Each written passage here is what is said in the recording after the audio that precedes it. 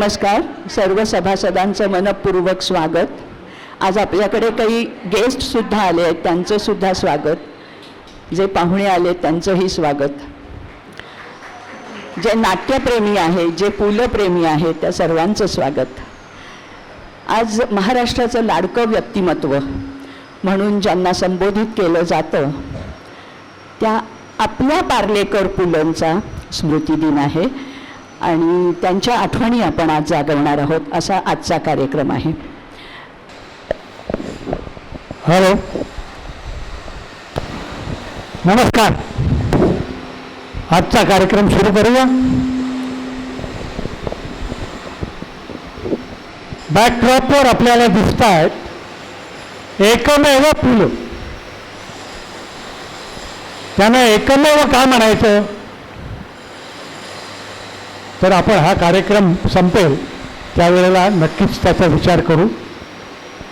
पुरुषोत्तम लक्ष्मण देशपांडे म्हणजे आपले लाडके पुलं. यांचं अगदी थोडक्यात वर्णन करायचं झालं तर अग्रगण्य विनोदकार, समर्थ नाटककार, थोर साहित्यिक, कुशल नट, निष्णात दिग्दर्शक, उत्तम संगीतकार, बेभान रसिक, रसाळ वक्ता आणि संवेदनशील दाता असं करावं लागेल. प्रारंभी पुरुषोत्तम अयूर पांडे, बरं का, पुरुषोत्तम अयूर पांडे या टोपण नावाखाली खुसखुशीत विनोदी लेख लिहिणाऱ्या पुलांनी मग महाराष्ट्रालाच नव्हे तर जगालाही विनोदाच्या सागरात मनमुराद फिरवलं. आनंद घेत घेत आनंद देणं आणि आनंद देता देता आनंद घेणं हे पुलंच्या लिखाणाचं प्रधान सूत्र आहे असं विंदा करंदीकर म्हणतात. ते अगदी खरं आहे. आज 12 जूनला पुलंचा स्मृतिदिन आहे आणि या निमित्तानं या आनंदाचे काही क्षण वेचण्याचा आपण प्रयत्न करूया. पुलंना संगीताचा वारसा त्यांच्या मातुल घराण्याकडनं म्हणजे आईच्या आईकडून मिळाला. त्यांच्या आजीला संगीताची खूप आवड होती. पुलंच्या आईनं सुरुवातीला अगदी पाठीत धपाटे घालून त्यांना राजोपाध्यायांच्या संगीताच्या क्लासला पाठवलं आणि मग तिथे पुलं एकदमच रमले. त्यांना वडिलांनी पेटी आणून दिली आणि मग टिळक मंदिरात चक्क बालगंधर्वांसमोर पेटीवर सत्यवदे वचनाला वाजवून पुलंनी साक्षात बालगंधर्वांची "बाळ, तू पुढे मोठा कलावंत होशील" अशी शाबासकीही मिळवली. कार्यक्रमाच्या सुरुवातीला आपण पुलंचं पेटीवादन ऐकलंय. आपल्या पेटीवादनांनी पुलंनी त्यांच्या वाऱ्यावरची वरात या कार्यक्रमात जी काही धमाल उडवून दिली आहे त्याला तोडच नाही. वडिलांनी आणून दिलेला रेडिओ ऐकत ऐकत पुलं गाणंही शिकले.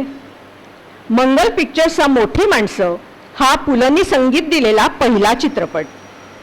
पुलंनी संगीत दिलेले आणखीन चित्रपट आहेत अंमलदार, गुळाचा गणपती, घरधनी, दूध भात, देव पावला, देव बाप्पा, नवरा बायको, मानाचं पान इत्यादी. सबकुछ पुलं असलेल्या गुळाच्या गणपतीत चित्रपटातलं हे गाणं प्रसिद्ध ठाऊक आहे आपल्याला.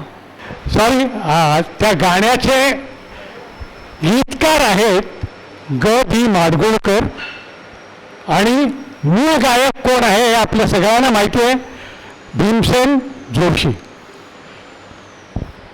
तर ते गाणं जस्ट 2 ओळी आपल्याला ऐकवतो कारण आपल्याला ते गाणं पूर्ण माहिती आहे.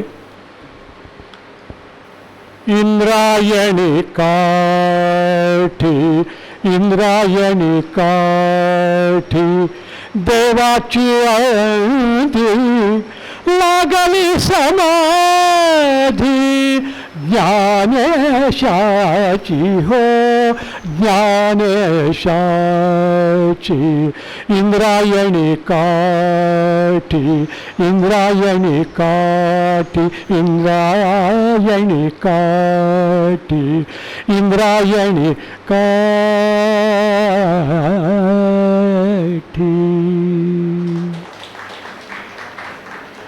या गाण्याबद्दलच आज सकाळीच अस्मिता वाहिनीवर एक मजेदार किस्सा ऐकला. मजेदार म्हणजे तो मजेदार आहे की नाही कोण जाणे. पुलंच्या शब्दातच लिहिलेलं आहे. ते म्हणतात कुठल्याही गाण्याच्या रेकॉर्डिंगला हे एवढं वादक का बोलवतात काय कळत नाही. कारण प्रत्येक वादक काय करतो ते त्याचं त्याला ठाऊक.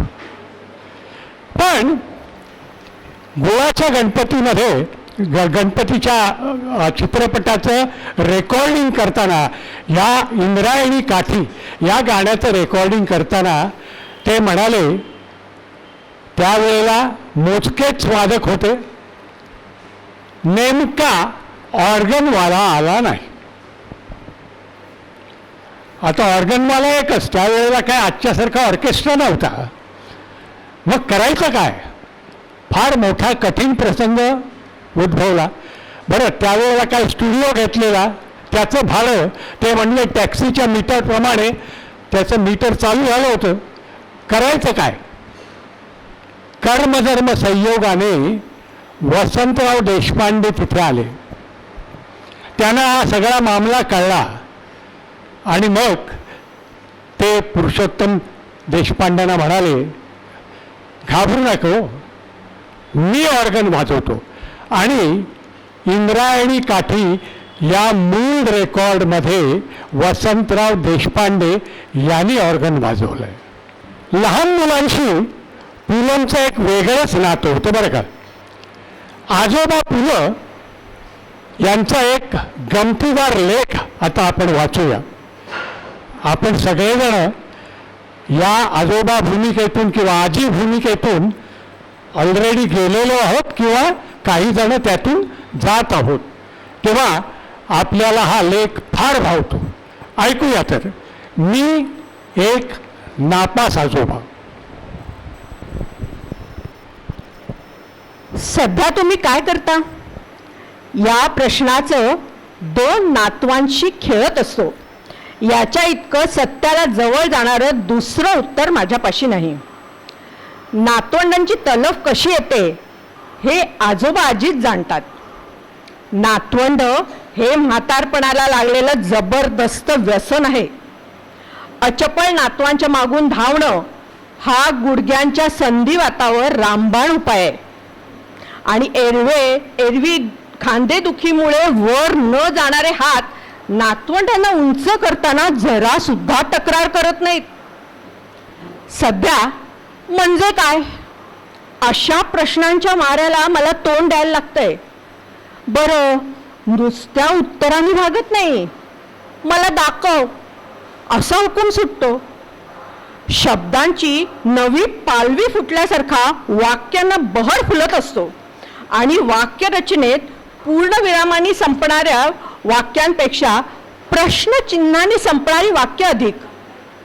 आकाश म्हणजे काय, त्याच्यापासून ते अंगण म्हणजे काय इथपर्यंत ते प्रश्न जमीन अस्मान आणि त्यातले अनेक सजीव निर्जीव वस्तूंना लटकून येत असतात. चिनूच्या अंगण म्हणजे काय या प्रश्नाचं उत्तर देताना तो 2.5 वर्षाचा आहे हे विसरून मी माझ्या बालपणात शिरलो. माझ्या डोळ्यांपुढे आमच्या जोगेश्वरीतल्या घरापुढचं अंगण उभं राहिलं.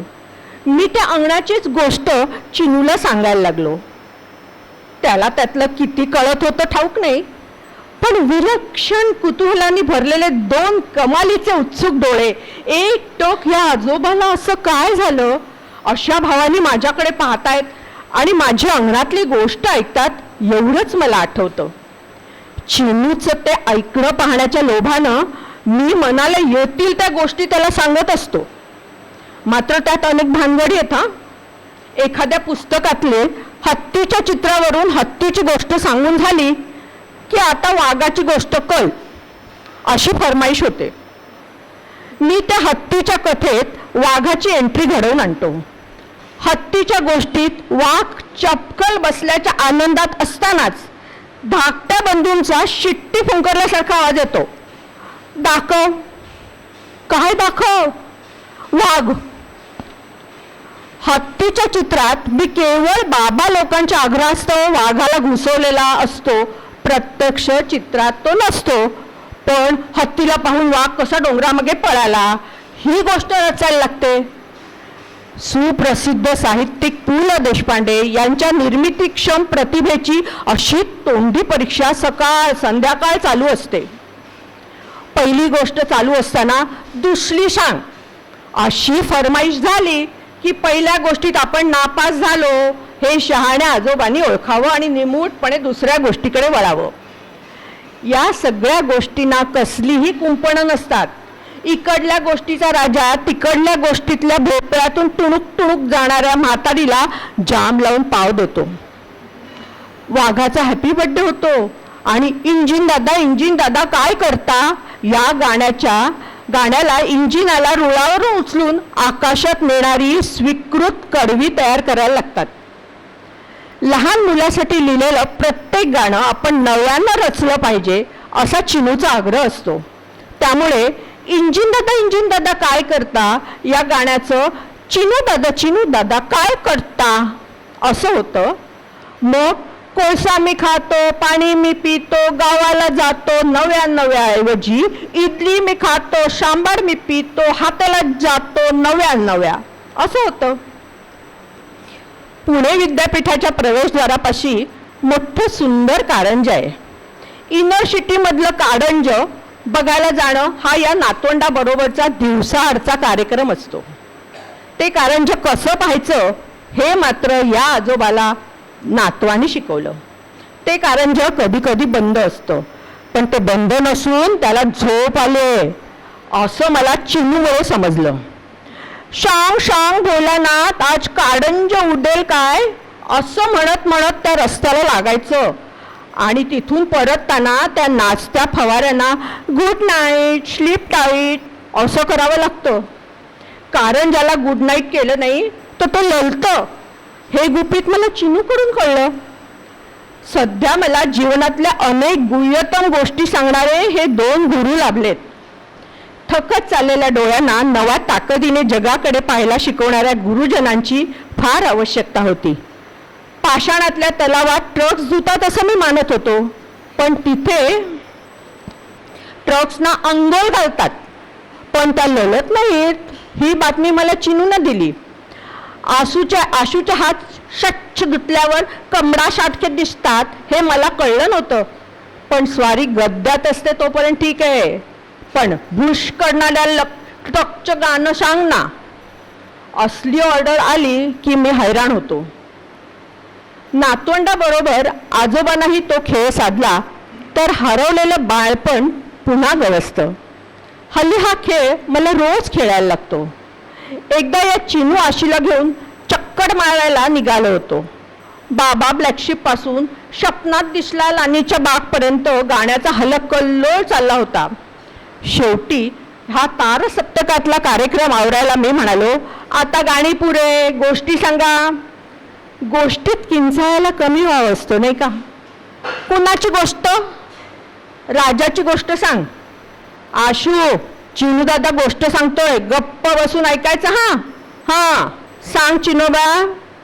काय गोष्ट? कसली? अरे राजाची. मग चिनूनं गोष्ट सांगायला सुरुवात केली. एक होता लाजा. त्यानंतर डोळे तिरके करून गहन विचारात पडल्याचा अभिनय. आणि मग दुसरं वाक्य आलं. तो सकाळी उठला आणि पुलाकडे गेला. कोणाकडे? शिकारी बिकारीला जाणाऱ्या राजांच्या गोष्टी मी त्यांना सांगितल्या होत्या, पण हा फुलाकडे जाणारा राजा बहुतेक शांतिनिकेतन मधला जुना क्षात्र असावा. फुलाकडे. चिनू मला हे आवाज चढवून समजावून सांगताना माझ्या प्राचीन शाळे मास्तरांच्या आवाजातली ब्रह्मदेवानी अक्कल वाटताना चाळण घेऊन गेला होतास का पुरुषा ही ऋचा पार्श्वसंगीतासारखी ऐकू आली. बरं, फुलाकडे. मग तो फुलाला म्हणाला, फुलाले फुला, तुला वास कोणी दिला? माझ्या डोळ्यांवर आणि कानांवर क्षणभर विश्वासच बसेना. हे एवढंसं गोरं गोरं पान धान उकाराचे उच्चार करताना लाल चुटूक ओठाचे मजेदार चंबू करत म्हणत होतं, लाजा फुलाकडे गेला आणि म्हणाला, लाजे फुलाले फुला, तुला वास कोणी दिला? एका निरागस मनाच्या वेलीवर कवितेची पहिली कळी उमटताना मी पाहतोय असं मला वाटलं. मग फुल काय म्हणालं? एवढे 4 शब्द माझ्या दाटलेल्या गळ्यातून बाहेर पडताना माझी अवस्था मुश्किल झाली होती. कोणाला? अरे राजाला.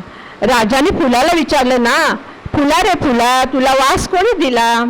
तू सांग. मी काय सांगणार कपाळ?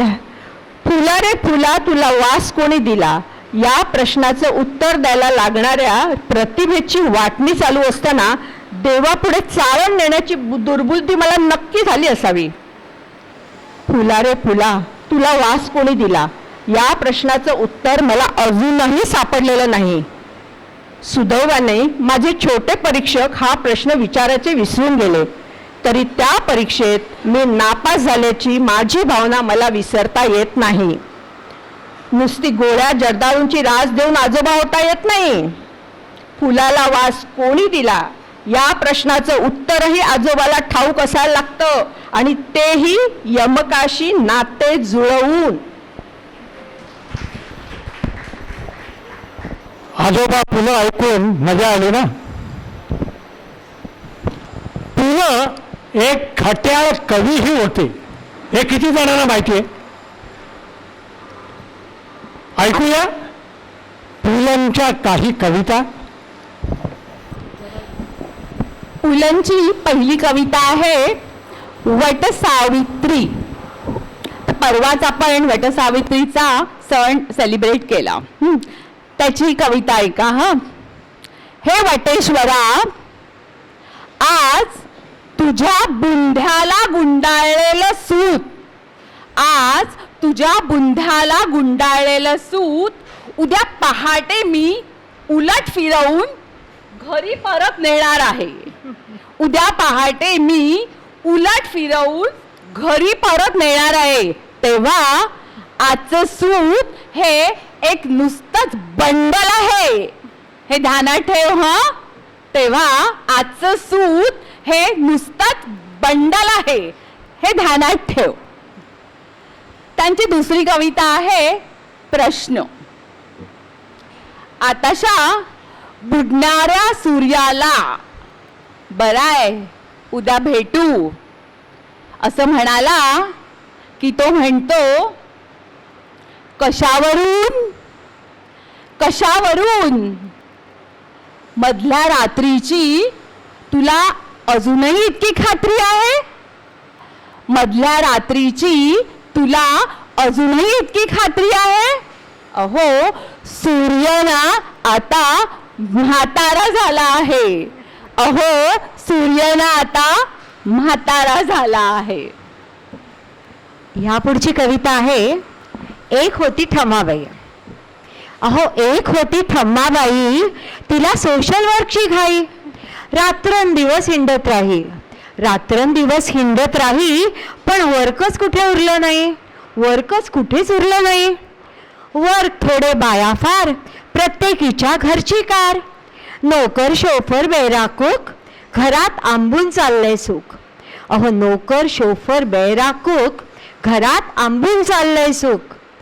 घराबाहेर दुःख फार, घराबाहेर दुःख फार, करीन म्हणते हलका भार. कार घेऊन निघते रोज, कार घेऊन निघते रोज, हर एक दुःखावरती डोस. पाजीन म्हणते पण पिणार कोण? काय पाजीन म्हणते, मग काय ऐक ना, पाजीन म्हणते पण पिणार कोण, म्हणून सगळ्या जणींना करते फोन. मला कराल का हो मेंबर, मला कराल का हो मेंबर? त्या म्हणतात, अय्या सॉरी, सगळ्या मेल्या मारतात बंडल, सगळ्या मेल्या मारतात बंडल, म्हणून शेवटी स्वतःच काढते मंडळ. शेवटी स्वतःच काढते मंडळ. पुलंची वाऱ्यावरची वरात सगळ्यांनी बघितली असेल, बरोबर? वाऱ्यावरची वरात या कार्यक्रमाची जाहिरात पु ल देशपांडे नेहमी सहकुटुंब सहपरिवार असं करत असत आणि खरोखर वाऱ्यावरची वरात यात काम करणाऱ्या सगळ्या लोकांना ते आपला परिवारच मानत. या परिवाराला 25 डिसेंबर 1970ला त्यांनी आपल्या सांताक्रूजमधल्या राहत्या घरात जेवायला बोलवलं. त्या वास्तूचं नाव होतं अर्थात मुक्तांगण. तर त्यांनी भोजनाचं आमंत्रण त्या सगळ्या परिवाराला दिलं. जेवायला वाढेपर्यंत सगळ्यांच्या गप्पा एकदम रंगल्या, हो. पण त्यावेळेला पुलंनी वरातीमधल्या प्रत्येक कलावंतावर कविता केली आणि त्या कविता त्यांनी सगळ्यांना वाचून दाखवल्या. ऐकूया त्यातल्या काही मस्त कविता. ही कविता आहे दत्ता भट यांच्यावर. यांचं नाव दत्ता भट. यांचं नाव दत्ता भट.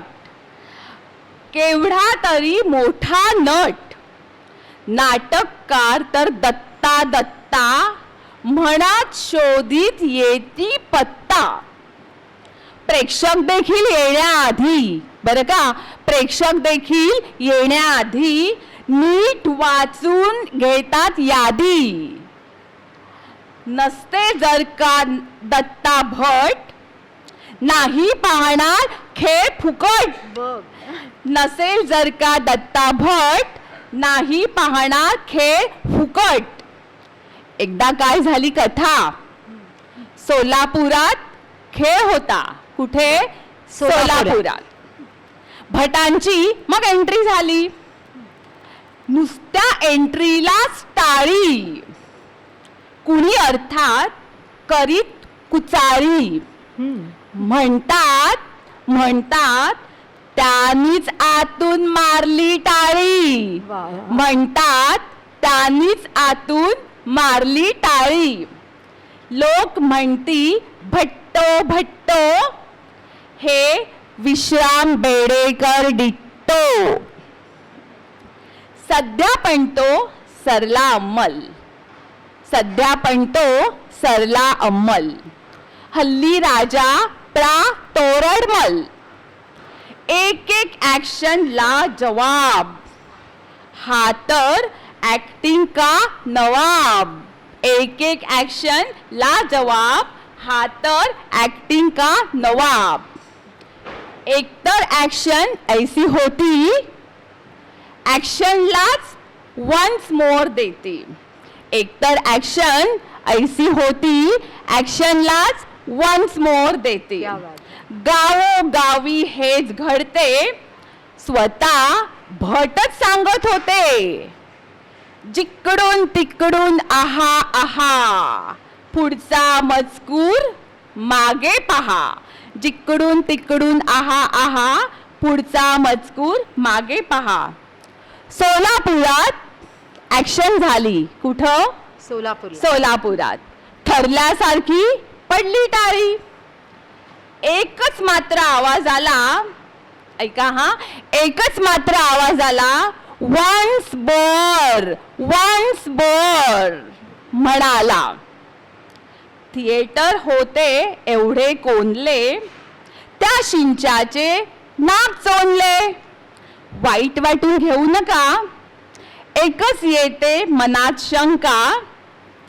थिएटरात असता एवढी गर्दी, थिएटरात असता एवढी गर्दी, एकट्यालाच का व्हावी सर्दी. खरे एकट्यालाच का व्हावी सर्दी.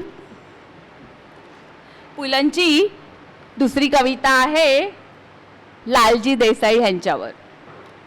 लालजी बालगंधर्वांची गायकी आपल्या गोड आवाजात गात असत. वाऱ्यावरच्या वरातीमध्ये रविवारी सकाळच्या मैफिलीत उगीच का कांता हे गाणे गात. त्यांची पत्नी बालमोहन शाळेत PT टीचर होती. आता त्यांच्यावरची कविता ऐकूया हा. काय म्हणता मिस्टर लालजी, काय म्हणता मिस्टर लालजी, तुमका सांगा कसली काळजी, तुमका सांगा कसली काळजी. काय झाला सांगू आज, सांगूक थोडी वाटता लाज. अहो वाईफ माझी पीटी टीचर, अहो वाईफ माझी पीटी टीचर, म्हणजे मी पीटीएबल क्रीचर, म्हणजे मी पीटीएबल क्रीचर. दे म्हणता मटण पाव, दे म्हणता मटण पाव, तर माका म्हणता रुक जाओ, तर माका म्हणता रुक जाओ. थँक्यू. वा वा, फारच छान. यापुढील कविता श्रीकांत मोघे यांच्यावर आहे. वाऱ्यावरच्या वरातीमध्ये श्रीकांत मोघे यांचं दिल देके देखो हे गाणं आणि नृत्य दोन्ही अतिशय त्यावेळी गाजलं होतं. आणि आपल्याला कदाचित माहिती नसेल, पण त्यावेळी श्रीकांत मोघे यांचं लग्न व्हायचं होतं आणि ते चक्क वधूच्या शोधात होते. तर त्या वेळचं त्यांच्या मनस्थितीचं एक विडंबन काव्य पु लने लिहिलं, ते सादर करते.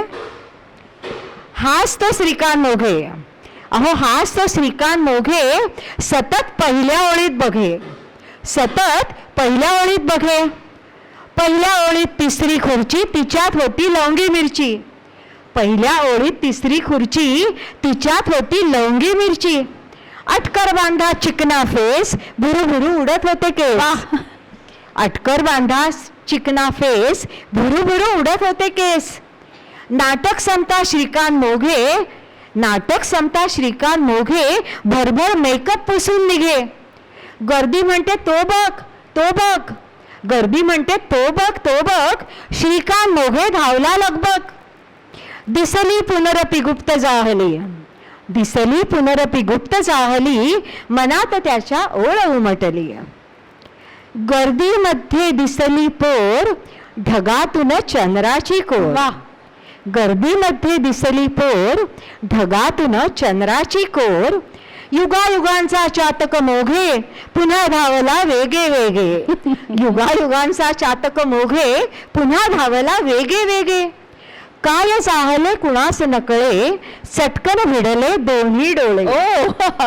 काय चाहले कुणास नकळे, चटकन भिडले दोन्ही डोळे. आणि उमटला मुखात अय्या, आणि उमटला मुखात अय्या, माशाल्लाह क्या कहने भैया. श्रीकांत ही मग अंतर कापित, ठेवणीतले हसू दाबित.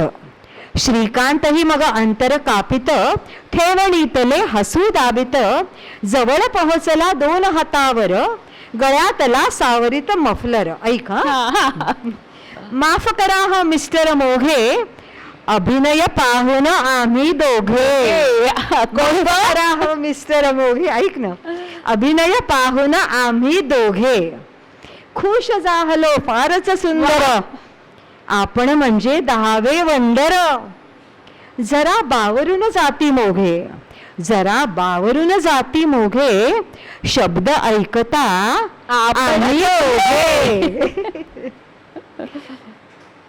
कोण तुझ्या हा हलकट साला, कोण तुझ्या हा हलकट साला, श्रीकांत मनी म्हणता झाला. देते तुमची ओळख करूनी, देते तुमची ओळख करूनी, दुःखावरती एक डागणे. बर का, बर का, हे प्रिय डॅडी माझे, हे प्रिय डॅडी माझे. मोघ्यांच्या मनी सतार वाजे, मोघ्यांच्या मनी सतार वाजे. वा वा, वा वा मिस्टर मोघे, तुमच्या पुढती फिके अवघे. वा वा मिस्टर मोघे, तुमच्या पुढती फिके अवघे. तुमचा घ्यावा टिपून पत्ता, कुठली पेशासाठी रस्ता. ऐकतं खरी, तीच तर गंमत आहे. तुमचा घ्यावा टिपून पत्ता, कुठली पेठ कुठला रस्ता. ही माझी कन्या जयमाला, ही माझी कन्या जयमाला, नुकताच हिचा विवाह ठरला, नुकताच हिचा विवाह ठरला. अवश्य यावे कुटुंब घेऊन, अवश्य यावे कुटुंब घेऊन, आत्ताच देतो तुम्हा निमंत्रण. वर आणखी बसला बुक्का, वर आणखी बसला बुक्का, वहिनींनाही आणावर का, वहिनींनाही आणावर का. प्रपंच झाला होती लेकरे, प्रपंच झाला होती लेकरे, वाऱ्यावर का उडती पाखरे. फुलातून जर होणे अश्रू, अहो फुलातून जर होणे अश्रू, नित्य कशाला करणे श्वश्रू, नित्य कशाला करणे श्वश्रू. रोज कशाला तयार होणे, रोज कशाला तयार होणे, भेटणार जर केवळ मोने. श्रींची काही उणीव नसता, श्रींची काही उणीव नसता, कांता नचका मिळे श्रीकांता. कृष्ण नचका मिळे श्रीकांता. यानंतरची कविता आहे नीलम प्रभू. तेव्हाच्या नीलम प्रभू, नंतरच्या करुणादेव. पूर्वीचे प्रसिद्ध विनोदी नट बबन प्रभू यांची पत्नी नीलम प्रभू.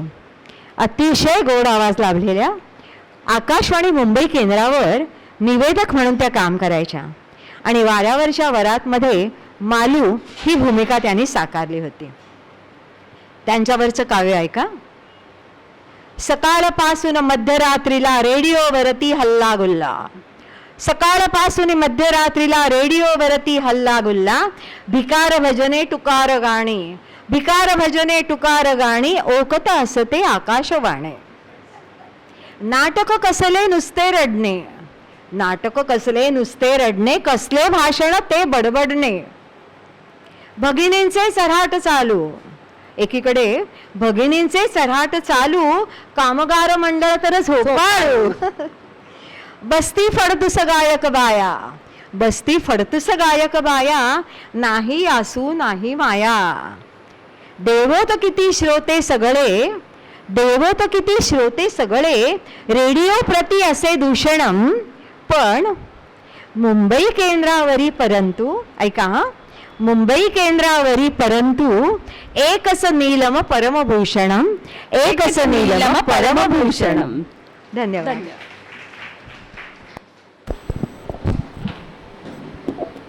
व्यक्तिचित्रणात पुलंचा हात कोणी धरू शकेल असं तर मला वाटत नाही. संपर्कातल्या लोकांकडे पुलं डोळसपणे पाहत आणि त्या व्यक्तीला अगदी टिपकागदासारखं टिपत. आपल्या लाडक्या आजीला म्हणजे आईच्या आईला, त्या लोभस व्यक्तिमत्वाला पुलं आपल्या समर्थ शैलीत आपल्यासमोर कसे उभे करतात ते आता आपण ऐकणार आहोत. पुलंची लाडकी आजी बाय. आठवणींची गाठ कशाशी बांधली जाईल काही सांगता येणार नाही. नव्या गुहेचा तिळा मात्र उघडला. तुळशीच्या पानाने मला एकाएकी माझ्या आजीची आठवण झाली. माझे बरेचसे बाळपण माझ्या आजोळीच गेले. आमच्या आजोळी देवाला रोज शिजवलेल्या अन्नाचा नैवेद्य असे. भातात, आमटीत, भाजीत एक एक तुळशीचं पान पडत असे. ज्याच्या वाट्याला तुळशीचे पान येईल तो पुण्यवंत, अशी आमची समजूत करून दिली होती. नैवेद्यातल्या तुळशीच्या पानाने पुण्यपदरात पाडण्यासाठी पोरांची धडपड असे. पोराबाळांनी भरपूर जेवावे म्हणून केलेल्या ह्या आजीच्या युक्त्या ध्यानात येईपर्यंत या युक्त्यांना फसायला नातवंडांची दुसरी पिढी हजर झालेली असे. माझी बाय ही कमरेत वाकलेली, जीवनाला थकलेली, सुनांवर खेकसणारी असली अगदी बिलकुल नव्हती. दारातल्या तुळशीसारखीच ठेंगणी ठुसकी पण सदैव ताजी टवटवीत, कसल्या ना कसल्या तरी उद्योगात गुंतणारी होती. आम्ही तिला बाय म्हणत होतो तर इतर जण तिला तुळशी अक्का म्हणत. आजोबांच्या सहवासामुळे माझी आजी मराठी मात्र स्वच्छ बोलत असे. थोडासा हलकासा कारवारी आघात होताच, पण तिच्या मैत्रिणीचे मराठी हा तिच्या थट्टेचा विषय होता. माझ्या आजीचा सारा जन्म हसणे आणि हसवण्यातच गेला. खंडीवर नातवंडे, दाराड सुना उभा, आजोबा मांडीवर लठ्ठ ग्रंथ घेऊन वाचायचा प्रयत्न करीत आहेत आणि सख्खे, चुलत, मावस इत्यादी सगळे मामा अनेक भोवती बसलेले आहेत आणि असल्या कौटुंबिक मेळाव्यातून माझी आजी नकल्या करीत गोष्टी सांगत आहेत. ही सगळ्यांना हसवीत बसली आहे. हे दृश्य आज देखील माझ्या स्वप्नात येते. एवढ्याशा धनुकलीवर वातीसाठी कापूस पिंजत बसणे हा तिचा आवडता उद्योग होता. बाळ कापूस इतका सुंदर पिंजायची की आकाशातल्या गडगडणाऱ्या म्हातारीला ढगांचा कापूस देखील इतका सुंदर पिंजता येत नसे. किंबहुना तिच्या सगळ्या करण्यातच एक विलक्षण नेटकेपणा होता. साधा पापड लाटला तरी कंपासचा काटा फिरवून गोलाई मापून घ्यावी. बाळ पान खात असे, पण ते देखील ती सुंदर लावायची की पाहत बसावं. बाळची चूल आल्या गेल्याचा घास आनंदाने शिजवत होती. 50च्या सुमाराला आजोबा जपानी कंपनीत मानाच्या जागी चढले. वळवाच्या सरीसारखी लक्ष्मीच्या कृपया दृष्टीची काही वर्षे सोडली तर बाईनं मात्र संसारात उन्हाळाच पाहिला, पण आसपास मात्र भासू दिला नाही. तिच्या विलक्षण विनोद बुद्धीने तिच्या स्वतःच्या आणि परिवाराच्या चेहऱ्यावरचे हसू फुललेले ठेवतले. कपाळावरच्या कुंकवाच्या आडव्या चिरीसारखी ती सदैव प्रसन्न होती. आजोबांच्या सगळ्या चित्रविचित्र मित्रांची ती पुन्हा एकदा तिने बारशी केली होती. बाहेर दाढी आली आहे का बघ पहा रे, असे बाई म्हणाली की आजोबांचे रामदासी मित्र आले आहेत हे आम्हाला कळे. कथा कीर्तनाला जाऊन आल्यावर तर आजीकडून घरी त्या कथेकाराची नक्कल झाल्याखेरीज आम्हाला खाल्ल्या खिरापतीचे चीज झाल्यासारखे वाटत नव्हते. आजीने गंधर्वांची नाटके देखील खूप पाहिली. आजी आपल्या भावाबरोबर आणि मुलांबरोबर ती नाटके पाहत असत. तिच्याबरोबर बसून तुकाराम सिनेमा मी पाहिला. पुढच्या शोची गर्दी पाहिल्यावर गाऊन गाऊन तो तुकाराम काचा पार्टी क्षयरोग लागून मरेल अशी तिला भीती वाटत होती. तिच्या 4 वाक्यात 5 उपमा येत असत. एखादी लुकडीबाई थोडी फुगल्यासारखी दिसली का आजी म्हणे शांताबाईने बराच कापूस पिंजलाय म्हणली, आणि त्यामुळेच पाचवरीतल्या बायका तिच्या दृष्टीने उभ्या वळकट्या होत्या. फॅशनेबल मुलींचा फार्स हा 1 वुमन शो मात्र व्हायचा. आम्हा सगळ्यांची ती फेवरेट नक्कल होती. आजीला आग्रह व्हायचा, मग आजोबांशीच चर्चा करणाऱ्या मित्रांच्या नकला वगैरे भरगच्च कार्यक्रम असे. मोठे नांदते गाजते कुटुंब. रात्रीची जेवणं आटपली की हल्लीसारखा रेडिओ नव्हता, त्यामुळे सर्वजण आपणच आपली करमणूक करून घेत. आजीच्या नकलेत आजोबांची छप्पी हा थट्टा भाग फार मोठा होता. पाठ आला की त्यांच्याकडे डोळे उडवून आजोबांच्या बोलण्याचा आणि मग जगमित्र म्हणाले अशी प्रस्तावना ती करी. काही माणसे सतत फसत राहण्यासाठी जन्माला येतात. माझे आजोबाही त्याच यादीतले. त्यांनी आपल्या घराच्या दुमजली कन्स्ट्रक्शनचे एक्सटेन्शनचे काम अशाच एका होतकरू कंत्राटदाराला दिले आणि बांधून झालेले ते घर एके दिवशी कोसळले. आजोबांचे उरलेले आयुष्य, त्यातून निर्माण झालेले कर्ज फेडण्यात गेले. त्या दिवशी प्रथम मी आजीला रडताना पाहिलं. ते घर कोसळण्याचे निमित्त मात्र झाले असेल आणि तिथून मात्र त्यापुढे माझे आजोळच खचले. मुलांना आजोबा आणि बाय दोघेही थकलेली. आजोबांना रक्तदाबाचा विकार झाला. आजीला हाडीज्वर म्हणतात तसला ताप सुरू झाला. तिने दारिद्र्य पाहिले होते, स्वतःच्या पोटच्या गोळ्यांचे अपमृत्यू पाहिले होते, पण कच खाल्ली नव्हती. आता मात्र तिच्या बोलण्यात वारंवार प्रालब्ध असे उद्गार येऊ लागले. तेवढ्यात माझे वडील अचानक वारले. माझी आई एकुलती एक मुलगी. आम्हीही पोटामागे वणवणू लागलो. आता आजोळ दुरावत चालले. शेवटी ही बाय चिमुकल्या शाळकरी मुलीसारखी दिसत होती. शेवटपर्यंत तिचे दात पडले नाहीत की केसही पिकून पांढरे झाले नाहीत. त्या चिमुकल्या दिवाणखाण्यात आजीने भातुकलीसारखा आपला संसार मांडला होता. 5-6 वर्ष रोज अंगावर ताप घेऊन ती आजोबांचे चहापाणी आणि नाचण्याची भाकर तिने तिथेच बसून केली होती. बिछाण्यावर पडल्या पडल्या बाळ आजोबांकडे टक लावून पाहत असे. माहेरून सासरी येताना गळ्यातल्या हिरव्या दुडीच्या जागी काळी पोत घेऊन ती वाघांच्या घराण्यातून दुभाषांच्या घराण्यात आली होती. आजोबांनी पुन्हा जीवनात पुनश्च हरिओम केले आणि आता वृद्धापकाळी जवळचे सर्वस्व ते गमावून बसले होते. आजीच्या कपाळी कुंकवाची आडवी चिरी, गळ्यात काळी पोत आणि हातात चोळीच्या दंडापर्यंत बांगड्या एवढीच लेणी राहिली होती. ती अहेर लेणी लेण्यासाठी ती आपल्या गरीब बाहेर राहून सासरी आली होती. देवाघरी जाताना ती लेणी घेऊनच ती गेली. आज तिच्या आठवणीने ती हसवते आणि हसवता हसवता भरल्या डोळ्यांपुढे उभी राहते. कानात तिचे खटाळ बोलणे आहे, डोळ्यात गोऱ्या पान कपाळावरची आडवी चिरी आहे, चिबेवर तिने केलेल्या बुंदीच्या लाडवांची चव आहे. सतत 5-6 वर्षाचा आजार आणि 5वीला पुजलेले दारिद्र्य तिने हसत आणि हसवीत उंबरठ्या बाहेर ठेवले. दारिद्र्य हसण्याला फार भीते. एके दिवशी संध्याकाळी टाकी महाराजांच्या प्रवचनाला गेल्यासारखी येते रे बाबानो म्हणत बाई निघून गेली. तिच्या मागून माझे आजोबाही गेले. आज तुळशीच्या पानाने बाईच्या आठवणी जागवल्या. मी पुन्हा एकदा लहानातला लहान झालो. ती वारली तेव्हा मी शेकडो मैल दूर होतो. दिवसा पत्र वाचले आणि रात्री माझ्याच उशीत मान खुपसून लहान होऊन मुळमुळ रडू लागलो. मला लहान करण्याचे सामर्थ्य बाईच्या आठवणीखेरीज दुसऱ्या कशातही नाही. कथा, पटकथा, दिग्दर्शन, अभिनय आणि संगीत या सगळ्या क्षेत्रात चित्रपटातून पुलंनी मर्दुमकी गाजवली. पण चित्रपटात पुलं अजिबात रमले नाहीत बरं का. तुम्ही असं करा, तुम्ही तसं करा अशा तडजोडी त्यांना मानवेनात. ते म्हणतात चित्रपट क्षेत्रात जे निर्माते मला भेटले त्यांचं नेमकं सत्याशी आणि सौंदर्याशी वाकडं होतं.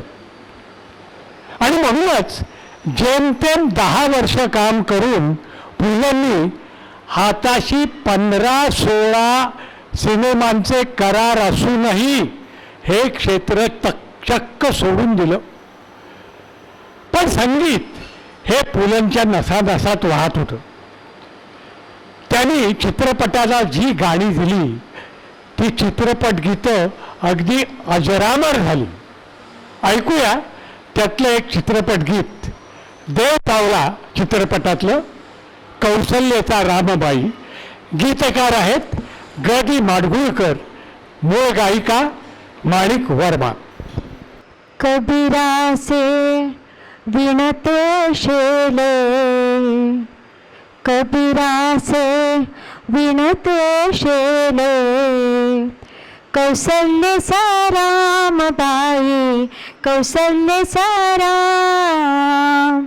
कबीरा से विणते शेले, कौसल्य रामबाई, कौसल्य राम.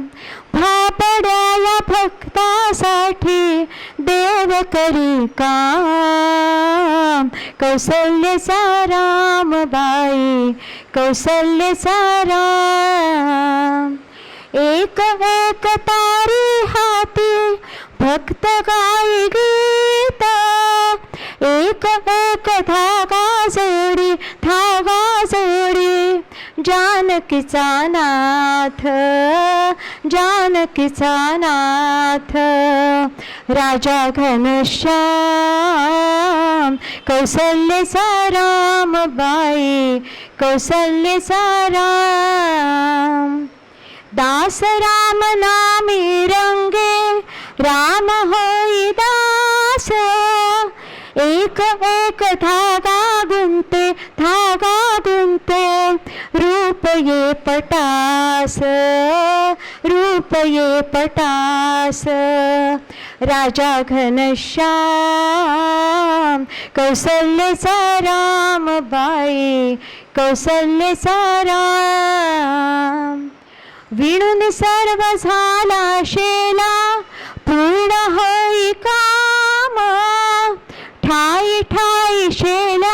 शेलावरती शेलावरती दिसे राम नाम राम नाम राम नाम राम नाम दिसे राम नाम गुप्त होई राम कौसल्यचा राम बाई कौसल्यचा राम हळू हळू उघडी डोळे पाहिजो कबीर पाहिजो कबीर हळू हळू उघडी डोळे पाहिजो कबीर पाहिजो कबीर विडोनिया शेला गेला सखा रघुवीर सखा रघुवीर कुठे म्हणे राम कुठे म्हणे राम कुठे म्हणे राम कौसल्यचा राम बाई कौसल्यचा राम कबीराचे विणतो शेले कौसल्यचा राम बाई कौसल्यचा राम कौसल्यचा राम बाई कौसल्यचा राम कौसल्यचा राम बाई कौसल्यचा राम. खूप छान. उत्तम वक्ता आणि त्याबरोबरच एक संवेदनशील व्यक्तिमत्व असलेल्या पुलंना अमळनेरला साने गुरुजींच्या पुतळ्यांचं अनावरण करायला बोलवलं होतं. त्यावेळी त्यांनी केलेल्या भाषणाचा काही अंश आता आपण ऐकणार आहोत.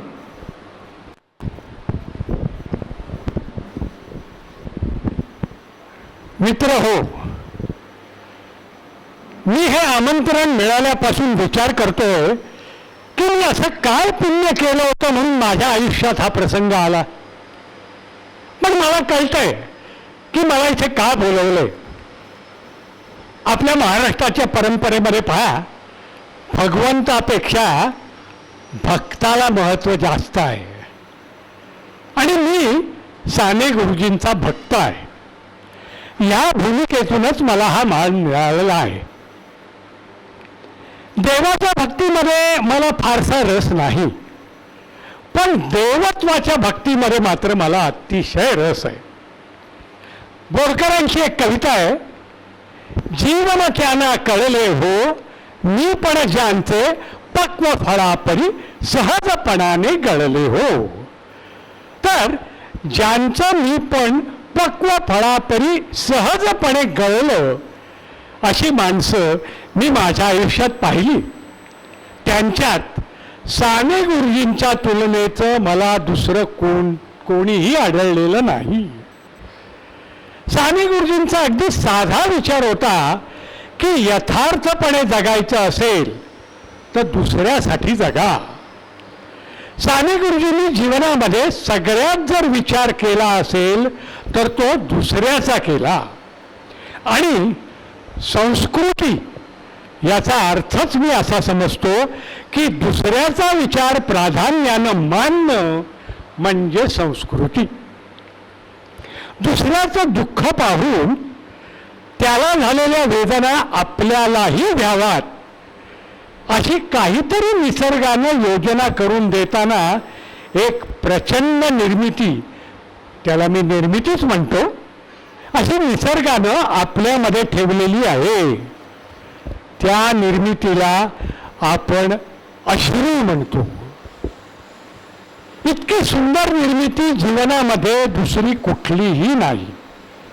माणसाचं माणूसपण त्याच्या डोळ्यातून ढळणाऱ्या आसवातून प्रकट होतं. पाणी आणि तीर्थ याच्यातला फरक काय आहे? पाणी आपल्या शरीराला स्नान घालतं आणि तीर्थ आपल्या मनाला स्नान घालतं. मनाला जे द्रव स्नान घालतं त्याला आपण तीर्थ म्हणतो.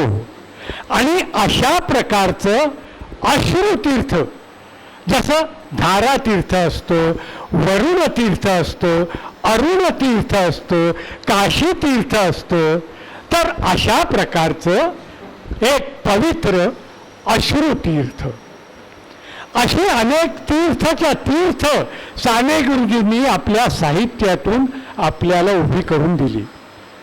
त्यांना एकच कळत होतं, जोपर्यंत या देशातली लहान मुलं आनंद दिसत नाहीत तोपर्यंत हा देश अभागीच राहणार म्हणून. आणि म्हणूनच साने गुरुजींनी आपलं लक्ष एखाद्या निष्णात माणसाप्रमाणे योग्य जागी ठेवलं. त्यांनी या देशाचा सगळ्यात महत्त्वाचा बिंदू काय मानला? साने गुरुजींनी लहान मुलं हा या देशाचा महत्त्वाचा बिंदू मानला. उपाशी लहान मुलं ही देशाची बदनामी मानली, अडाणी लहान मुलं ही देशाची बदनामी मानली.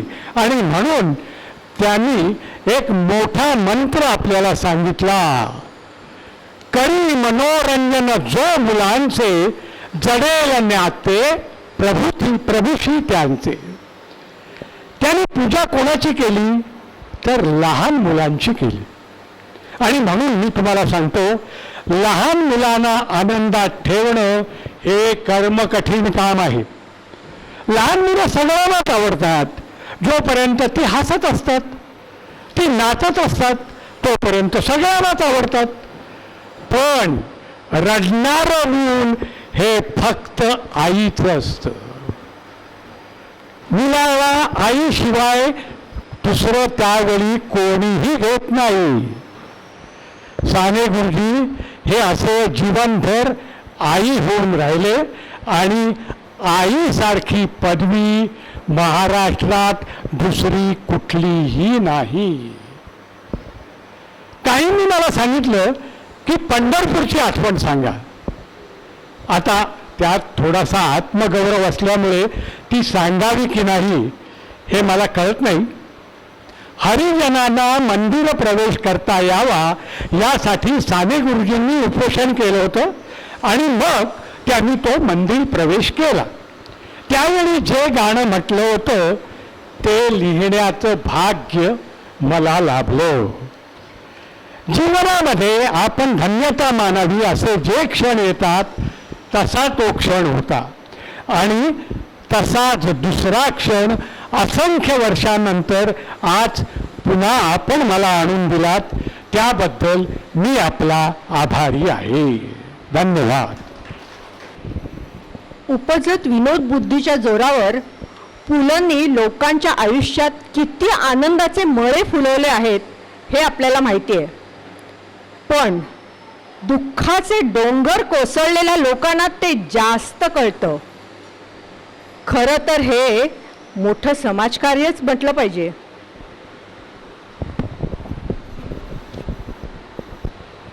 पण समाजभान असलेल्या पुलंनी अजिबात गाजावाजा न करता केलेली कोणती गोष्ट असेल तर ते त्यांचं दातृत्व.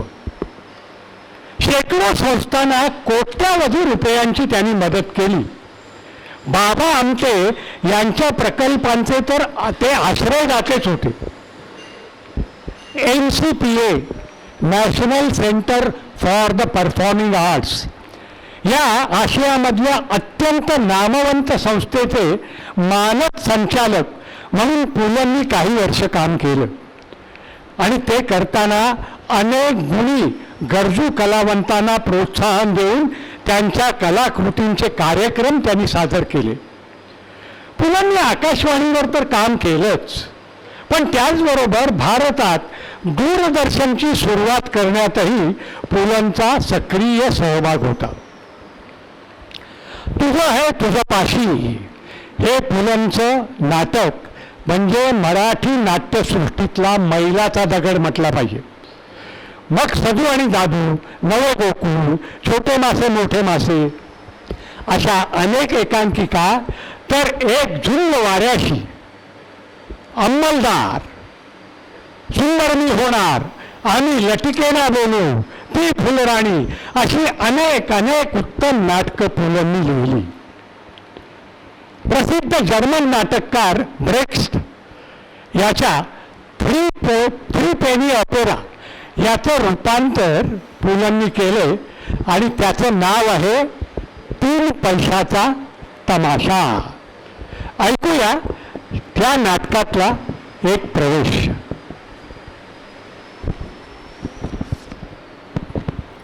3 पैशाचा तमाशा हे नाटक पुलंनीच दिग्दर्शित केलं होतं आणि त्याचा पहिला प्रयोग पुण्यात झाला होता.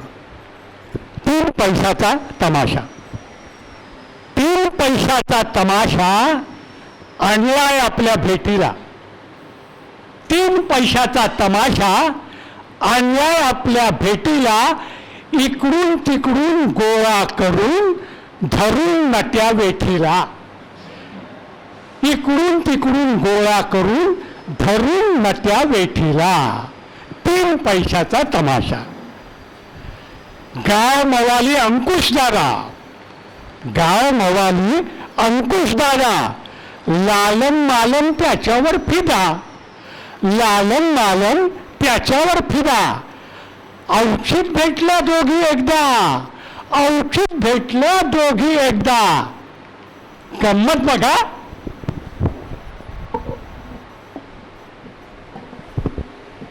अंकुश, अंकुश, कुठे गेला माझा नवरा?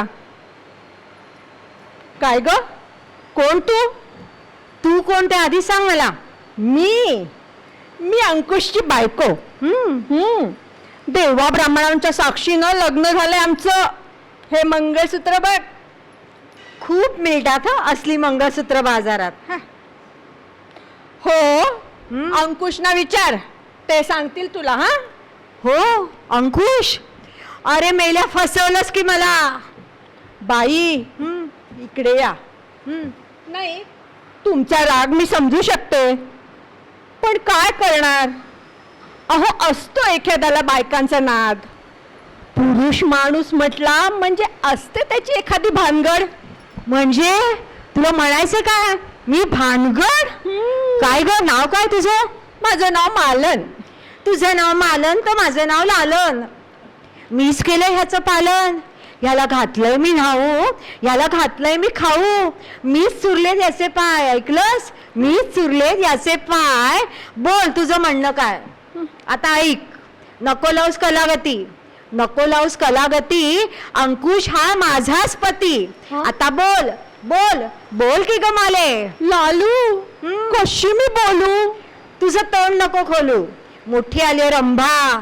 तुझा उत्तरीन माज. जनाची ना मनाची. धर्ग जरा थोडीशी लाज. उचल आता पाय अन लाग घरी चालू. कशी मी बोलू? थोरा घरची पोर नवे तुझ्या वाणी ठक्कू. माडीवरची मैना नवे माळ्यामधली सखू. कुंकवाची चिरी माझ्या भाळावरी खुले. धनी माझा कसा माझ्या तालावरी नाचे. तालावरी ऐक. उत्तराग लिंब लोणं हिची दिठ काढा. उत्तराग लिंब लोणं हिची दिठ काढा. माहेराला परतुनी हिला आता धाडा. अहो माहेराला परतुनी हिला आता धाडा. सटवाईच्या जीवा लागे म्हसोबाला घोर. सटवाईच्या जीवा लागे म्हसोबाला घोर. थोरा घरची पोर हिला दाल्ला गावला चोर. पदरानं लागा कोणी वारा हिला घालू. आता कशी मी बोलू? हा, चाफेकळी नाक माझे कमळावाणी डोळे. नागावाणी वेणी माझ्या पाठीवरी रुळे. सिंहाचा ग छावा माझा तालेवार पती. जीवनाचा भार सांगा साहू तरी किती. साहू तरी किती म्हणे. आता टळा इथून. मिस मालन पंचपात्रे. मिसेस मालन अंकुश नागावकर. हे पहा मिस लालन. मिस लालन? हा. अगं तुला दिवस गेलेली बाई ओळखता येत नाही का? असं असला कांगावा करून माझ्या नवऱ्याला बदनाम करणार का? कोण? तुझा नवरा? हो, माझा नवरा. तुझा नाही, सांगून ठेवते. तो माझा नवरा आहे. माझा नवरा. माझा नवरा. माझा नवरा. तो माझाच आहे. माझा नवरा. माझा नवरा आहे. दोघींचाही प्यारा कॅप्टन दोघींचाही प्यारा कॅप्टन अंकुश बहकला, दोघींचाही प्यारा कॅप्टन अंकुश बहकला. नायकिणीच्या खुनात चांगलाच अडकला, नायकिणीच्या खुनात चांगलाच अडकला. होणार नक्की त्याला फाशीची हो सजा, होणार नक्की त्याला फाशीची हो सजा. लालन आणि मालन दोघींची बघा आता मजा, लालन आणि मालन दोघींची बघा आता मजा. कोण? अय्या, सौभाग्यवती मालन अंकुश नागावकर. नमस्ते. माफ करा हं, माझ्या त्या दिवशीच्या उद्धटपणाबद्दल मी तुमची क्षमा मागते. खरं का बोलताय मिसेस नागावकर? अहो, मिसेस नागावकर नाही, मग? मिस मालन पंचपात्रे. त्या दिवशी की नाही माझा जरा मूड बाई खराबच होता. असं? बरं बरं, यापुढे काय झालं? हो का? मिसेस नागावकर. मिस, अहो मिस मालन. मिस्टर नागावकरांच्या वागण्याचा मला जरा रागच आला होता बाई. म्हणजे काय झालं सांगते. अलीकडेच ना त्यांची माझी ओळख झाली. अहो, या माणसाशी गाठ पडेपर्यंत कधी कुठल्या पुरुषाच्या प्रेमात पडेन असं स्वप्नात देखील वाटलं नव्हतं हो मला. हो का मिसेस नागावकर? माझ्या आईनं मला भरीला पाडलं आणि परवा माझं त्यांच्याशी कसलं तरी लग्न लागलं. काय म्हणता काय? हो. कसलं तरी लग्न? हो, अहो नाहीतर काय, त्याला काय लग्न म्हणायचं. आणि शिवाय तुमच्यासारखीशी त्याचं लग्न झालंय हे मला खरंच ठाऊक नव्हतं हो. खरं सांगताय का हे? हो, तुझ्या गळ्या शपथ लालन. अगं, कसं झालं तरी तू त्यांची कायदेशीर पत्नी, त्यांच्या होणाऱ्या मुलाची आई. इश्श, अगं ते काही खरं नाही. काय खरं नाही? अगं बाई, पिशवी का बांधली होती पोटाला? अय्या, अगं पण बाकी ते काही का असेना, मी राजी खुशीने त्यांनी त्याला तुला देऊन टाकलाय. आता तो तुझाच आहे बरं का.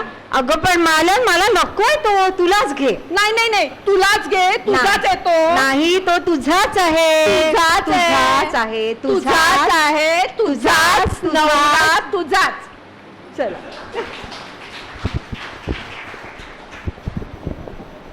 उत्कृष्ट विनोदी लेखनाचा रंगमंचावरचा आविष्कार किती विविधतापूर्ण आणि शैलीदार असू शकतो हे पुलंनी आपल्या एकपात्री आणि बहुपात्री कार्यक्रमांनी दाखवून दिलं. बटाट्याची चाळ, असामी असामी, वाऱ्यावरची वरात हे अभिनव प्रयोग मराठी प्रेक्षकांना अतिशय आवडले. अलग गर्दी या कार्यक्रमांना होत असे. पुलंच्या प्रवास वर्णनाबद्दल आता आपण बोलूया. पुलंच्या प्रवास वर्णनात कुठेही ठोकळेबाजपणा आढळत नाही. हॉटेलांची किंवा गाड्यांची वर्णनं ते करत बसत नाहीत. त्यांनी प्रेक्षणीय स्थळं बघितली, पण त्या स्थळातली माणसं ते शोधत राहिले. त्यामुळे पुलंना वाचकांचे उदंड प्रेम मिळालं. आपल्या व्यक्तिचित्रणातून आणि प्रवास वर्णनातून ती माणसं, तो प्रदेश जिवंत करणारा हा जणू किमयागारच होता. आता ऐकूया पुलंच्या अपूर्वाई या पुस्तकातले काही भाग. मला पाहिलं आवडतात माणसं. सकाळी उठून पर्वतीला फिरायला जाणारी माणसं, विशेषतः पेन्शनर मंडळी बरं का, त्यांच्या मागून जावे. रोज सकाळी न कंटाळता उठणारी, न कंटाळता स्वतःला लोकरीत गुंडाळून घेणारी आणि न कंटाळता आपली विट्याहून अष्टाला बदली झाली तेव्हा काय गंमत झाली ते सांगणारी. या म्हाताऱ्या माणसांसारखीच प्राथमिक शाळेतील पोरे शाळा सुटल्यावर गटागटाने जातात ना, तेव्हा त्यांच्याही मागून त्यांच्या नकळत जाण्यात विलक्षण आनंद असतो. प्रेक्षणीय माणसांच्या यादीतील माझी आवडती माणसं म्हणजे रस्त्यावर खडी आणि डांबर पसरून, तांबड्या फडक्याचा बावटा रोवून, जवळच्याच एखाद्या झाडाखाली तंबाखू चोळत बसणारे मजूर यांचाही विषय अफाट असतात. सारांश काय? माणसाने माणूस पाहावा, तरुण पाहावा, म्हातारा पाहावा, सुरूप पाहावा, कुरूपही पाहावा. पुष्कळदा वाटते की जीवनाविषयीचे चिंतन माणसांच्या गर्दीत होते तसे एकांतात काही होत नाही. माझ्या परदेशाच्या प्रवासात मला सगळ्यात अधिक ओढ होती ती तिकडची माणसं पाहण्याची, त्यांच्याशी बोलायची. पण हे कलम म्हणावे तसे काही जमले नाही. जी काही ओळख पाळख झाली ती सुंदर शिष्टाचाराचा मेकअप करूनच बोलायची. तुम्ही किती चांगले, आम्ही किती चांगले, यापुढे भाषणाचे तट्टू पुढे सरकायचेच नाहीत. मात्र तुमच्या सहाय्याला आणि मदतीला नेहमी तत्पर. आम्ही पार्लमेंट पाहायला गेलो होतो, तर आमच्या डाव्या बाजूला एक मजूर पक्षाचा सभासद आणि उजव्या बाजूला एक हुजूर पक्षाची डेम होती. अत्यंत प्रेमाने त्यांनी आम्हाला पार्लमेंट दाखवले. ह्या पार्लमेंटात आम्ही चर्चिलला देखील पाहिलं हो. म्हातारा 4 सभासदांसारखा आला आणि गेला. केवळ अफाट शब्दसंपत्तीच्या भांडवलावर पराभवाच्या दरीपर्यंत पोचलेल्या इंग्रज राष्ट्राला मागे खेचून धरण्याचे सामर्थ्य असलेला हा महापुरुष वार्धक्यामुळे थरथरत त्या सभागृहात आला. तासभर चर्चा ऐकत बसला आणि एकदाही तोंड न उघडता परत गेला. हे दृश्य मला उगीचच करुण वाटले. साऱ्या पार्लमेंटात त्या दिवशी प्रेक्षणीय स्थळ ते होते. प्रेक्षकांच्या गॅलरीत त्या दिवशी आमच्यासारखे खूप परदेशी पाहुणे जमले होते. प्रत्येकाचे डोळे चर्चिलकडे लागले होते. पार्लमेंट पाहण्याचे सार्थक तिथे झाले होते. माझ्यासारख्या पुरते ते पार्लमेंट चर्चिलमुळेच सजीव झाले होते. परदेशात माझी माणसांची ही भूक म्हणावी तशी काही भागली नाही. बर्मिंगहॅमला मला एक लँडलेडी भेटली, खूप बोलकी आणि रंगून बोलणारी. त्या रात्री मात्र आमचा गप्पांचा अड्डा चांगलाच रंगला होता. अगदी आपल्या घरी असल्यासारखे वाटले. ती म्हातारी, एक इंग्लंडात राहिलेला स्पॅनिश गृहस्थ, एक औषधाच्या कंपनीत काम करणारी बाई, मी आणि त्या लँडलेडीची मुलगी. रात्री 2 वाजेपर्यंत आम्ही अनेक विषय संपवले. माणसा इतके खरोखरच फार थोडे आहे. काय त्यांचे ते तरतरेचे बोलणे, काय तरतरेचे वागणे आणि या साऱ्या विविधतेच्या आत दडलेली एखादी ओळखीची आंतरिक खूण, जी ह्या विविधतेला देखील सांधून जाते. देशी काय किंवा विलायती काय, चिमण्या एकाच स्वरात चिवचिवायच्या. बाकी इंग्लंडमध्ये कावळा अगदी आपल्या कावळ्यासारखा ओरडताना ऐकून मला उगीचच हसू आलं. इंग्लिश कावळ्याने काव काव म्हणण्याऐवजी क्रो क्रो म्हणावे अशी माझी अपेक्षा होती. पण इंग्लिश आई पोरीच्या लग्नाची काळजी करताना पाहिली तेव्हा अंतर मिटले.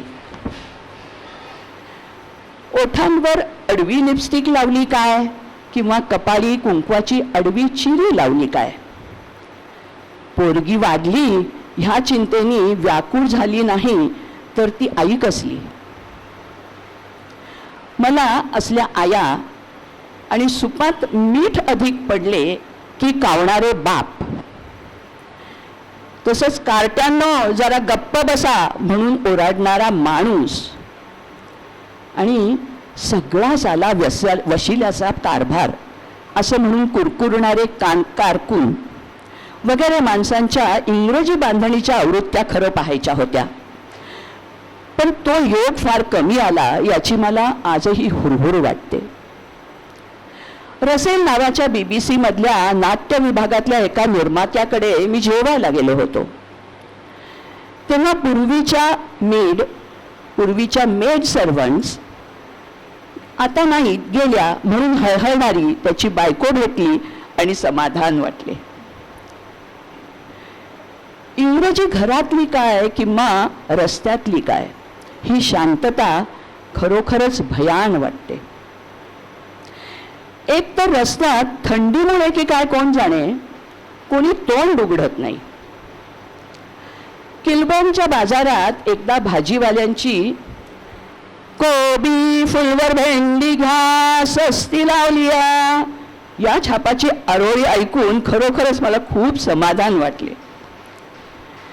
एरवी भाजीवाल्यांच्या दुकानात देखील काचेच्या कपाटात किमतीची लेबलं लावून गुपचूप पडलेल्या भाज्या पाहिल्या की ह्यांचे कसे होणार ही चिंता वाटायची. पण जाडा मीठ, कांदी बटाटी, लायची कलयो वगैरे आरोळ्या एकदम बंद. मोटारींचे हॉर्न नाहीत, बँड वाजवीत जाणाऱ्या सिनेमाच्या जाहिरातीही नाहीत. रात्री दुरून येणारे भजनाचे स्वरही नाहीत. सारे कसे अगदी शांत शांत. नवीन गोष्ट शिकायला वय नसतं हे पुलंनी सिद्ध केलं. चक्क वयाच्या 50व्या वर्षी रवींद्रनाथांचं साहित्य मी बंगालीतनं वाचावं म्हणून शांतिनिकेतनमध्ये राहून बंगालच्या संस्कृतीत एकरूप होऊन पुलं बंगाली भाषा शिकले. त्यांच्या या अनुभवाचं चित्रण त्यांनी आपल्या व्यंगचित्रे या पुस्तकात केले. मराठी वाचकांना थोर वयामधल्या रवींद्रनाथ टागोरांचं दर्शन व्हावं म्हणून पुलंनी रवींद्रनाथांच्या छेलबेला या आत्मकथनाचं पोरवळ हे मराठी भाषांतर केले. त्यात पुलंनी रवींद्रनाथांचं आत्मकथन इतकं सुंदर आणि सोप्या तरल भाषेत आपल्यासमोर उलगडले की आपल्यालाही रवींद्रनाथांच्या किशोर वयामधल्या भावभावनांचा ओझरता होईना स्पर्श झाल्यासारखा वाटतो. पुलंना भावगीताला संगीत द्यायला फार आवडायचं. माणिक वर्मा, ज्योत्स्ना भोळे, सुधीर फडके यांच्याकडून त्यांनी अनेक भावगीतं म्हणून घेतली. आता आपण एक छानसं भावगीत ऐकूया. शब्दा वाचून कळले सारे. कवी आहेत मंगेश पाडगावकर, मूळ गायक जितेंद्र अभिषेकी, संगीतकार अर्थात पु ल.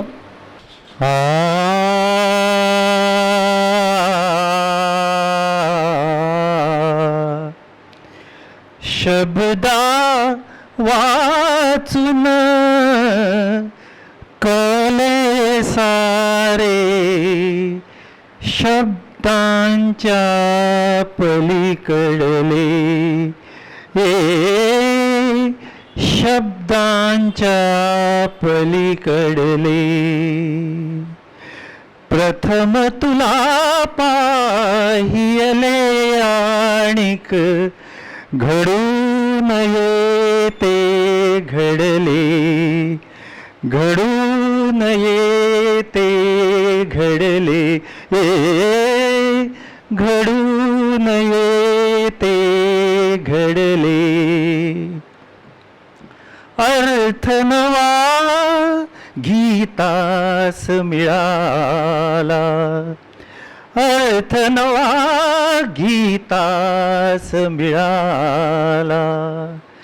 छंद नवा अंताल निराळा, छंद नवा अंताल निराळा.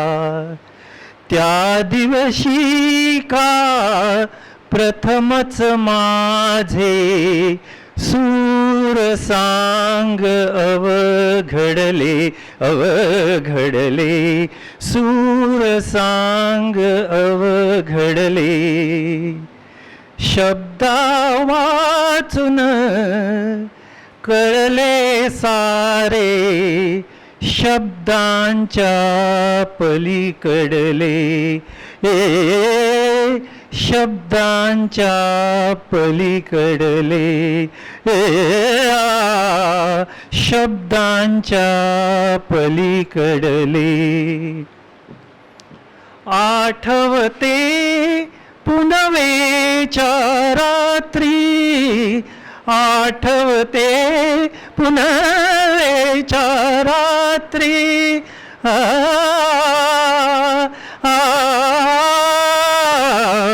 आठवते पुनवेच्या रात्री, लक्षदीप विरघळले गात्री, लक्षदीप विरघळले गात्री, मिठीत तुझिया मिठीत तुझिया मिठीत तुझिया, या विश्वाचे रहस्य मज उलगडले उलगडले, रहस्य मज उलगडले, शब्दा वाचून कळले सारे, शब्दांच्या पलीकडले,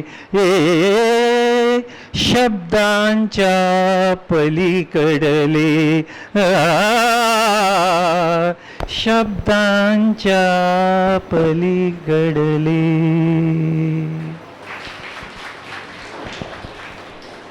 1966 साली पद्मश्री तर 1990 साली पद्मभूषण देऊन भारत सरकारने पुलंचा गौरव केला. पण त्याबरोबरच रसिकांच्या मनातलं अढळ स्थान हाच पुलंना मिळालेला सर्वात मोठा पुरस्कार म्हटला पाहिजे. आता आपण एक गाणं ऐकणार आहोत, माझिया माहेरा जा. कवी आहेत राजा बडे, मूळ गायिका ज्योत्स्ना बोळे, संगीत पु ल देशपांडे. जा माझिया माझिया माहेरा जा, माझिया माहेरा जा, माझिया माहेरा जा,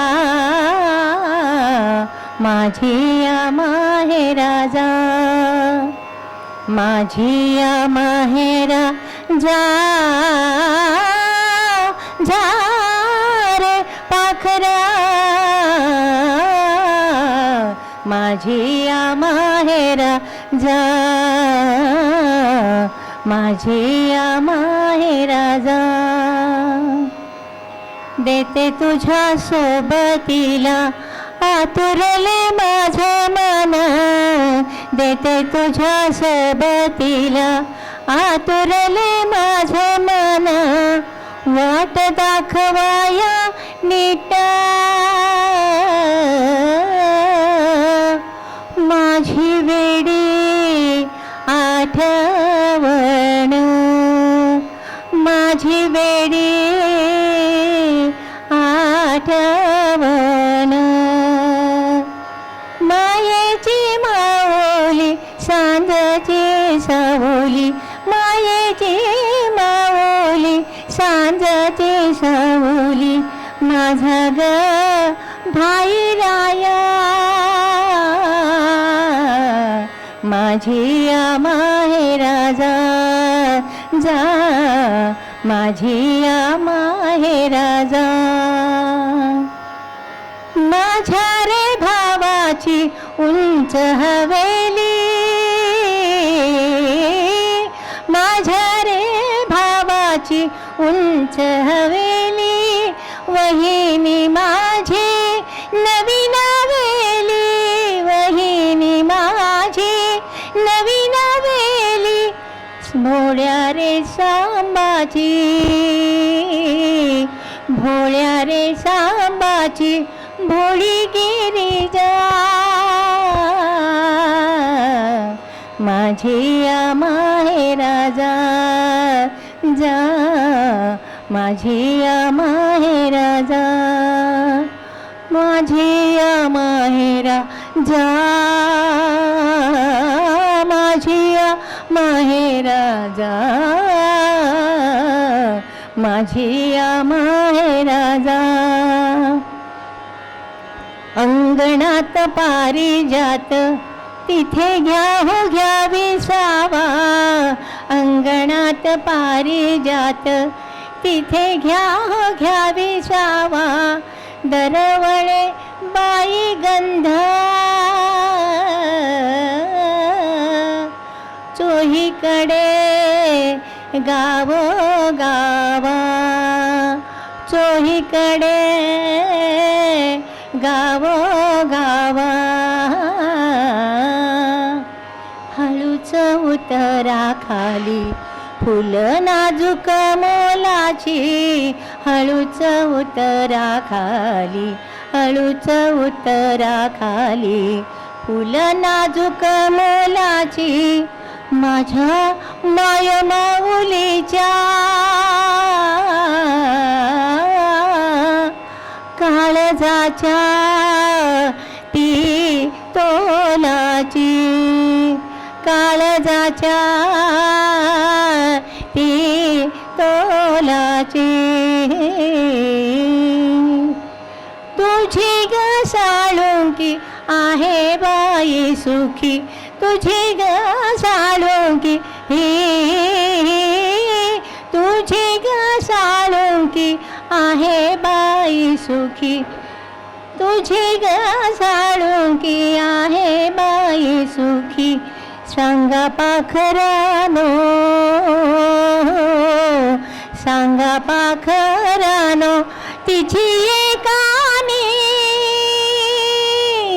एवढा निराप माझा,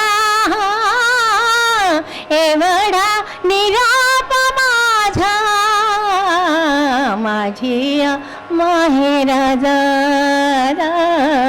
माझी माहेराजा, माझी माहेराजा,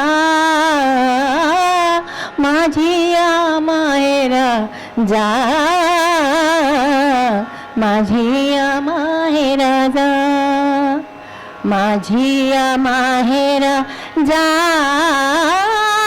जा रे पाखरा, माझी माहेरा, माझी माहेरा, माझी माहेरा जा.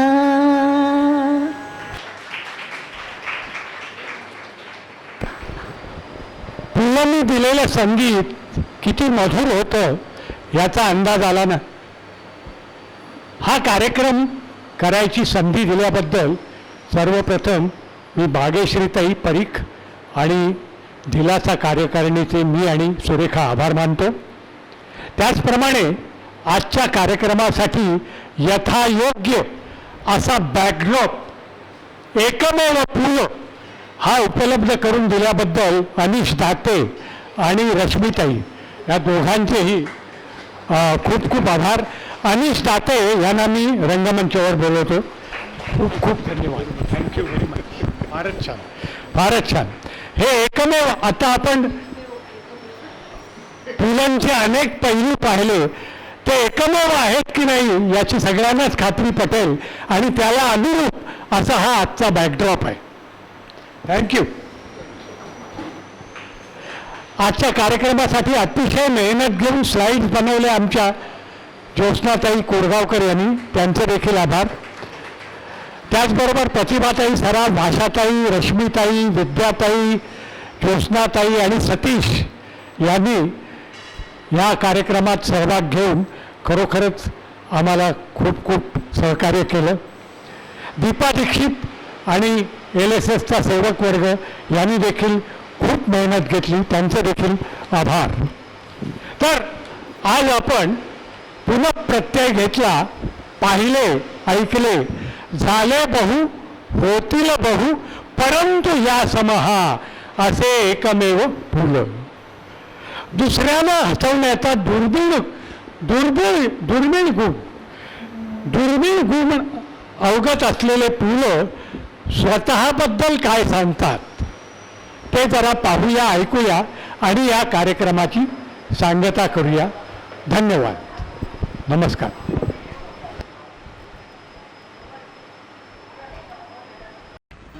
हसवण्याचा गुण एवढंच भांडवल देऊन ब्रह्मदेवानी इहलोकी आमची रवानगी केलेली दिसते.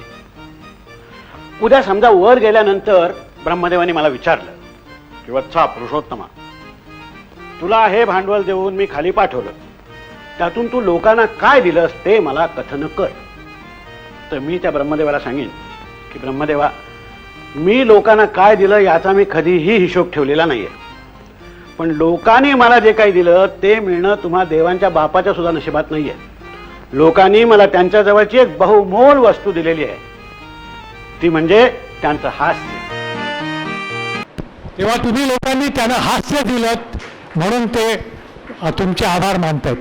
आता हा कार्यक्रम तुम्ही इतक्या शांततेनं संयमानं हा पाहिलात, ऐकलात, याबद्दल तुम्हा सगळ्यांचे मनःपूर्वक आभार. धन्यवाद.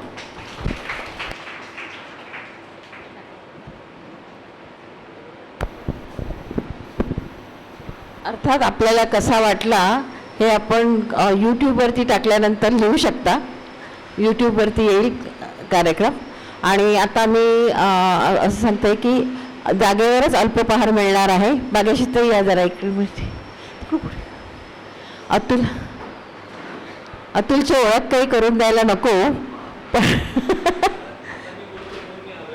असं आहे. खास निमंत्रित पाहुणे म्हणून अतुल आला. अतुल, तुला कसं वाटलं ते अल्पोपहार घेऊस तोपर्यंत ऐकूया आम्ही. ऐकू द्या आम्हाला. वरती या.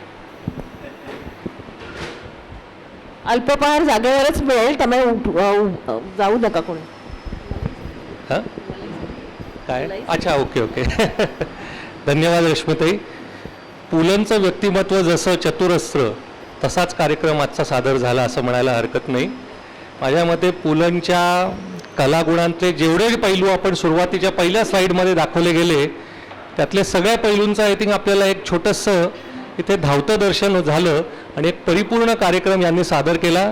त्याबद्दल प्रदीप काका आणि सुरेखाताई यांचं मी खरंच अभिनंदन करतो आणि आभारही मानतो. इतक्या छोट्या कॅप्सूलमध्ये, मी फार्मा बॅकग्राऊंडचा म्हणून मी कॅप्सूल हा शब्द वापरतो, कॅप्सूलमध्ये त्यांनी खूप मोठे पुलं आपल्यासमोर सादर केले. धन्यवाद.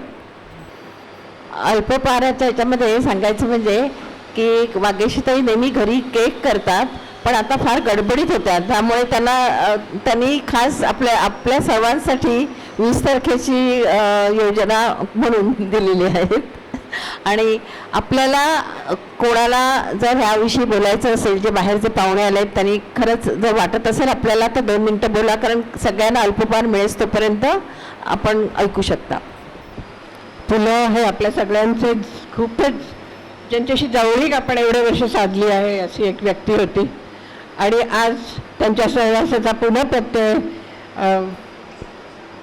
ह्या दोघांनी, प्रधान आणखीन सुरेखा दोघांनी जो दिला त्याबद्दल त्यांचं पहिल्यांदा अभिनंदन.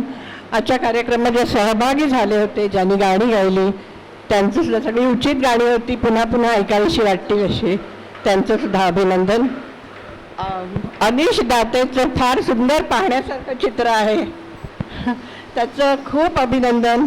पुन्हा पुन्हा आम्हाला असंच अभिनंदन करायची संधी दे असं मी अनिशला सांगते.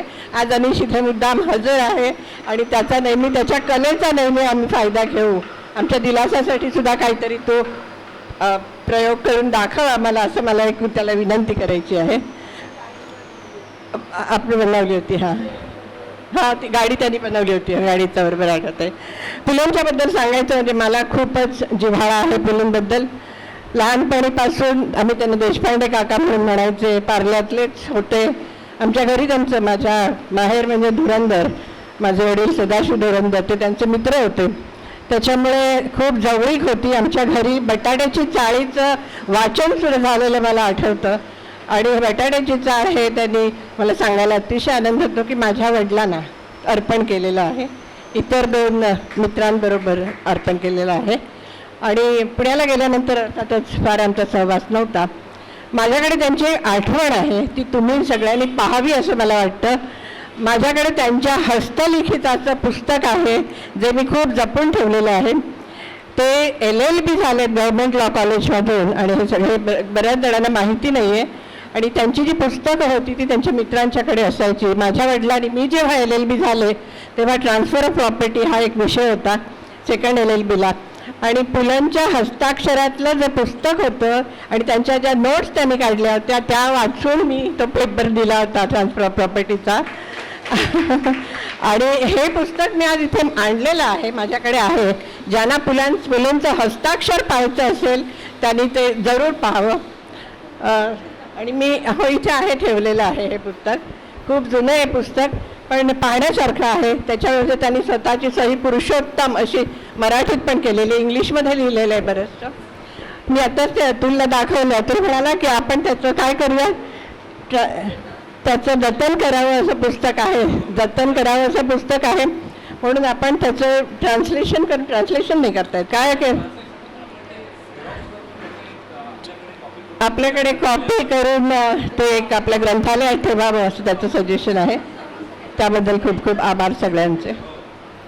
तुम्हाला हा कार्यक्रम कसा वाटला हे मात्र मोकळ्या मनाने सांगा किंवा आम्हाला लिहा, आम्ही त्याची वाट बघतोय.